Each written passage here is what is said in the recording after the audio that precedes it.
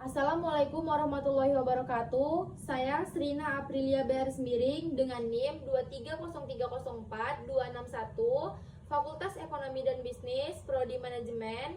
Di sini saya akan membuat video untuk memenuhi ujian akhir semester dengan mata kuliah Pengantar Manajemen dengan dosen pengampu Bapak Iqbal Ahmad SEMM.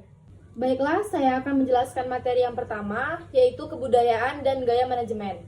Sistem nilai adat dan istiadat masyarakat akan mempengaruhi pelaksanaan organisasi. Artinya bahwa kebudayaan akan tercermin dalam struktur organisasi perusahaan. Pada dasarnya, fungsi manajemen tetaplah ada. Walaupun kebudayaan mempengaruhi manajemen perusahaan yang berbeda, adalah dengan cara penerapan fungsi manajemen tersebut dilaksanakan yang berlaku pada perusahaan yang beroperasi. Contohnya, manajemen gaya Jepang, gaya Barat, dan gaya Indonesia. Materi yang kedua yaitu delegasi. Delegasi ini memiliki arti orang yang ditunjuk dan diutus oleh suatu perkumpulan, seperti negara dan sebagainya, dalam suatu perundingan atau pertemuan. Makna lainnya, delegasi adalah penyerahan atau pelimpahan wewenang. Delegasi dalam bidang manajemen lebih tepat dapat kita artikan sebagai penyerahan atau pelimpahan wewenang maupun tugas.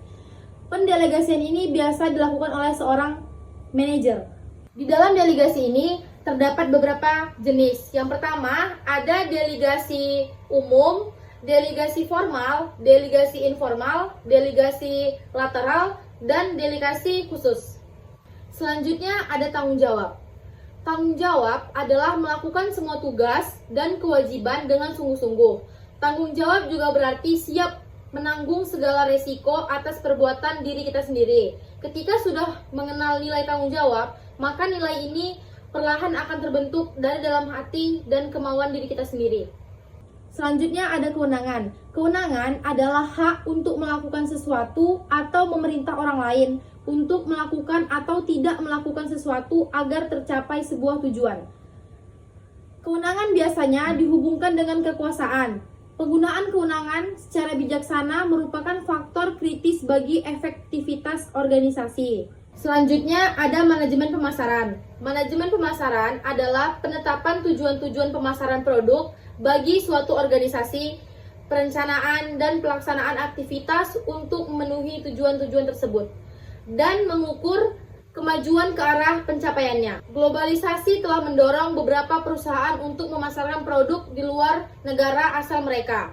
Tujuan dari manajemen pemasaran yang pertama adalah menciptakan nilai bagi pelanggan, yang kedua ada meningkatkan penjualan, yang ketiga ada meningkatkan pangsa pasar, yang keempat ada meningkatkan keuntungan, dan yang terakhir ada meningkatkan citra perusahaan.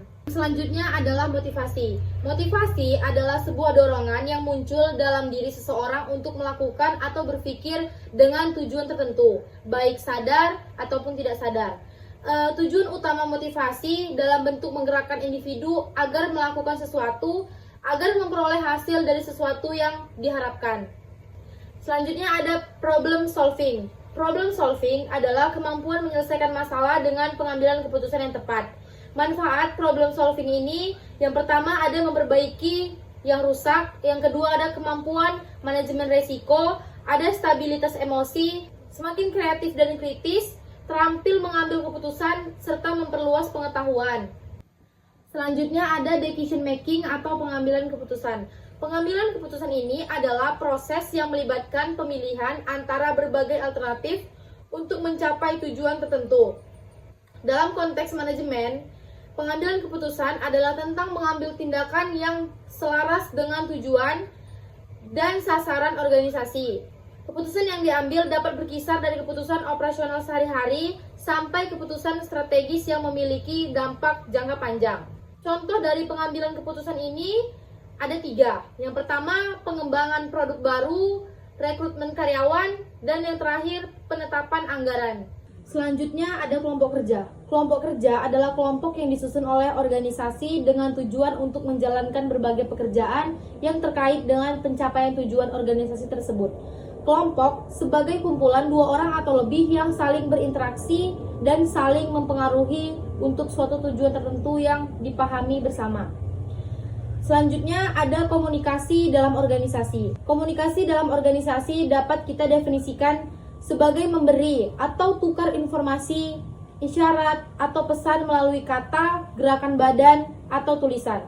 Definisi ini menandakan bahwa komunikasi sebagai satu proses sepihak.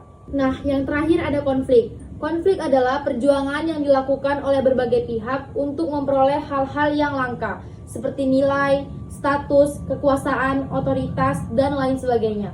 Di mana tujuan dari mereka yaitu bertikai tidak hanya untuk memperoleh keuntungan, tetapi juga untuk menundukkan saingannya dengan kekerasan atau ancaman.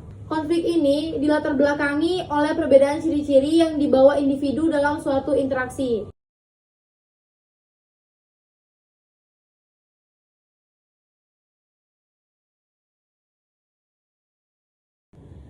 Sekian tugas video dari saya. Apabila ada kesalahan kata, saya minta maaf.